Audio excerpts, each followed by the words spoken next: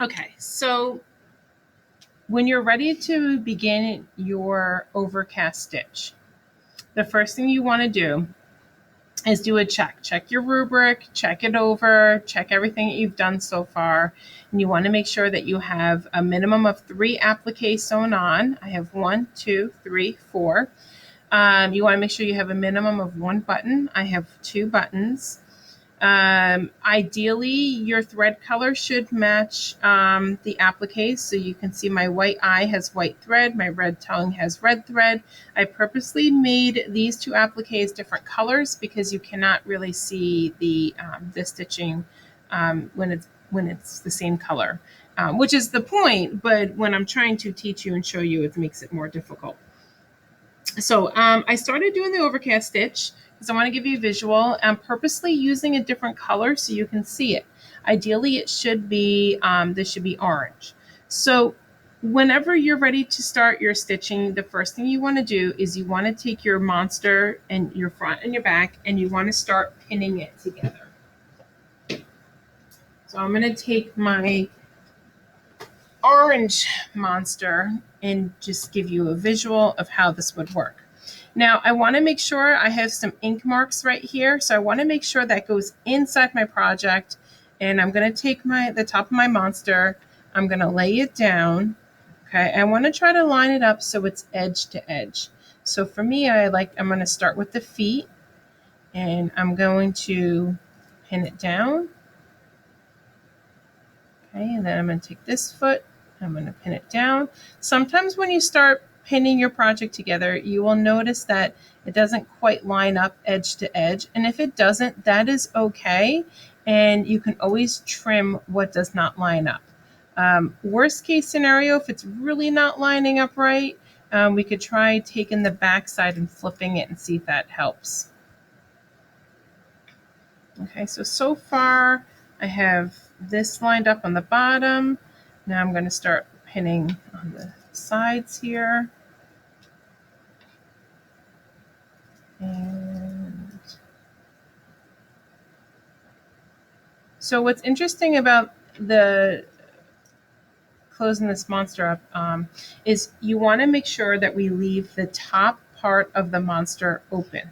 So I'm going to, if I was stitching this one right now, I would leave the top part of the head like a semicircle. If we were to imagine our hand here, this part here would be left open.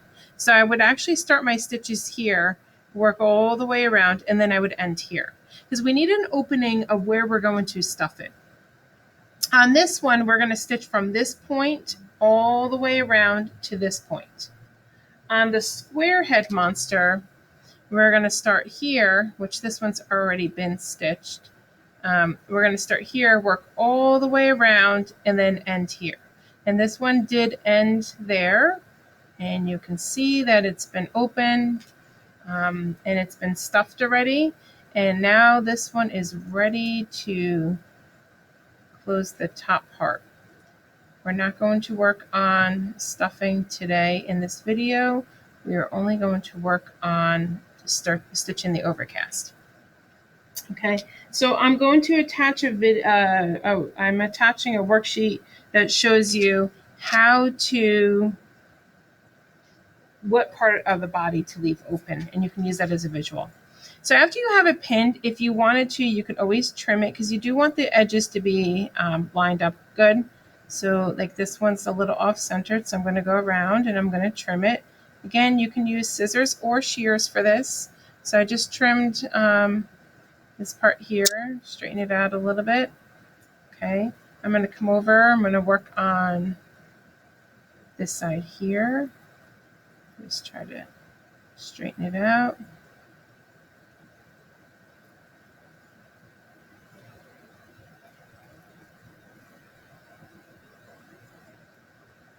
Okay, all these scraps here can go in the garbage. Okay, so now I have my monster pretty much trimmed up and ready to stitch closed. So the overcast stitch, what I'm actually going to do is I'm going to knot this one just to show you. Closing knot. I'm going to try to get close to the camera.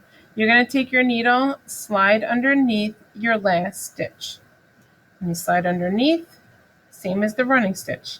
You're going to have this big loop here. We're going to take our needle and go back through the loop and pull.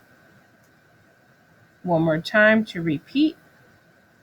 Underneath, back through the loop, pull, and then you can cut. The reason why I'm doing this is because I want to show you how to start your stitch. I'm just going to review for the closing knot. I want to make sure the tailor's knot. I want to make sure I'm lined up edge to edge. I'm going to take my thread, line it up, hold it edge to edge here, make this big loop.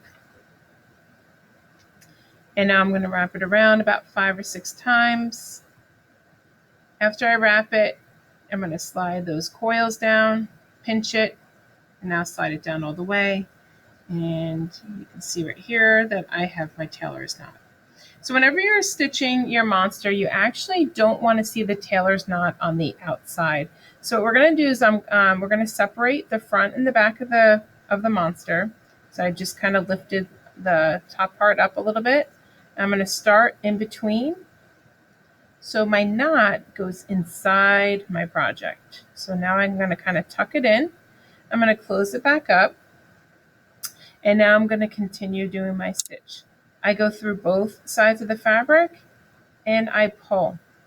I'm going to come back to the same side, go through both sides of the fabric and pull. And every time I pull, I want to give it a good, decent tug. It should be a fairly tight stitch.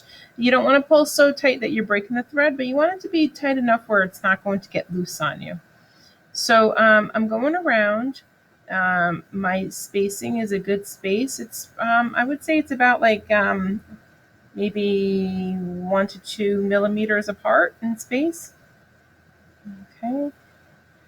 If the corners get a little tricky, so what I like to do is I like to use my thumb and pointer finger to kind of help line up where I want my stitch to go.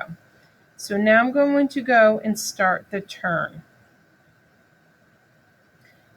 Now, when you're getting enough thread, you're never going to get enough to go around the entire monster. I made it a little less than halfway, going arm length to arm length. Sometimes I get students who want to try to take the easy way out and they'll grab more than arm length to arm length.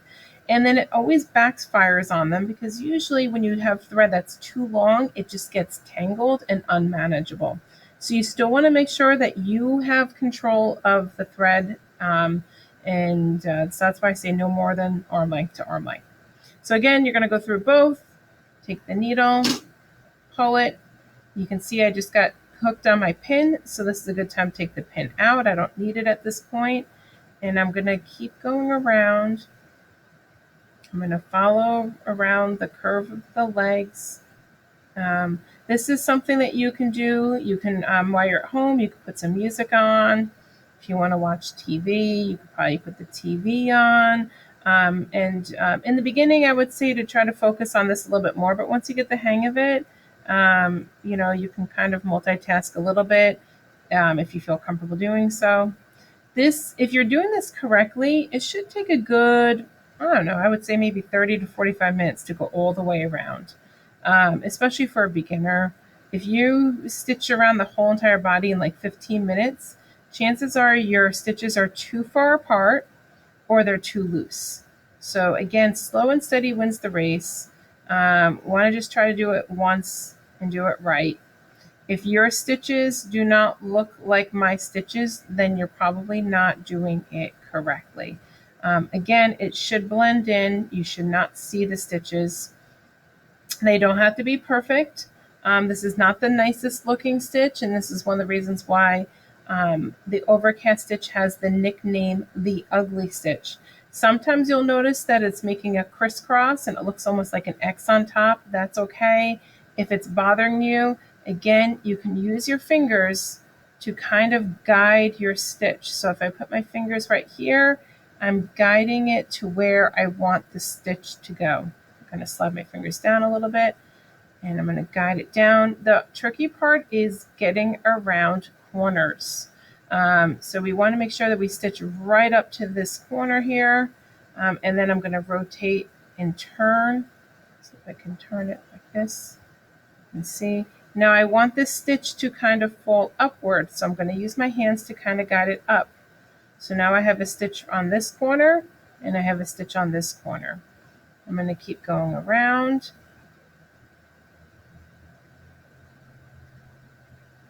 Again, you might have to rethread. I would say probably will take about 3 fillings of thread to get all the way around. I'm on my second batch of thread. Pull this pin out. If you do take your pins out while you're sewing, just make sure you put them back into your storage piece of felt so you don't lose them. You do need your pins for your other projects. Again, I'm going around. Okay, so the overcast stitch works best on edges. This is why we do not want the running stitch on the edge. The running stitch will make it look like pinched edges, which reminds me of like the edges of a pie or of a pierogi. But we want it to have more of a rounded stitch, so when we stuffed it, it's more rounded and 3D. I'm going to just keep going until I'm getting close to the end. So I want to show you what to do when you start to run out of thread. When you're starting to run low, you can check and see using your hand as a guideline. So I still have, if I lay this out like this and put my hand here, I still have more to go. So I'm going to keep stitching a little bit more. You want to have stop when you get 1 hand length. 1 hand length is going to be about 2 to 2.5 inches, and you don't need to measure it out. That's why I have you use your arm length, like 1 arm length or 2 arm lengths, 1 hand width, because it's just a quick reference, makes it a little bit easier. So I can feel that I still got a little bit more to go before I'm running out. Okay, so I'm going to check it now. And right here, you can see I'm right up to the edge. So, I mean, I've been doing it long enough, so I kind of have I can feel when I'm at that point I have to stop. And if I were to measure this, again, it's about 2 inches, 2.5, sorry. It might be 2 inches for you. I'm sure most of you have smaller fingers than me. So this is the time where I want to stop. So again, I'm going to do my closing knot. Let me line it up with the mirror, sorry, the camera. I'm going to go underneath my last stitch. Okay, I'm going to take my needle and I'm going to go back through my loop and pull. And I'm going to do the same exact thing to repeat. Go underneath, slide it back through the loop and pull. So then I would cut my needle off, I would get more thread, and I would continue going around up to the top. When I get to the top, that's where we're going to stop and not go any further until further instructions are given.